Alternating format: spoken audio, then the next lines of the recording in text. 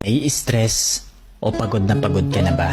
Gusto ko lang ipaalala sa'yo na kahit gaano ka ka-stress ngayon, wag na wag kang sumuko sa mga pangarap mo. Kailangan mong tandaan parati na magtiwala ka sa progress na nangyayari sa buhay mo. Kahit alam ko na minsan sobrang hirap at sobrang nakakapagod na din talaga. Magtiwala ka sa kakayahan mo. Ang dami mo nang nalagpasan na mga malalaking problema dati. Ngayon ka pa ba susuko? Patuloy ka lang na lumaban.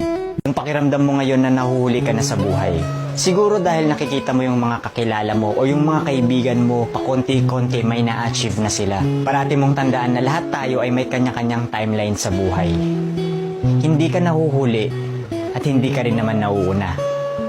Kung nasaan ka man ngayon sa buhay mo, yan ang lesson at experience na kailangan mong pagdaanan ngayon. Lahat tayo ay may sariling kwento sa buhay na makaka-inspire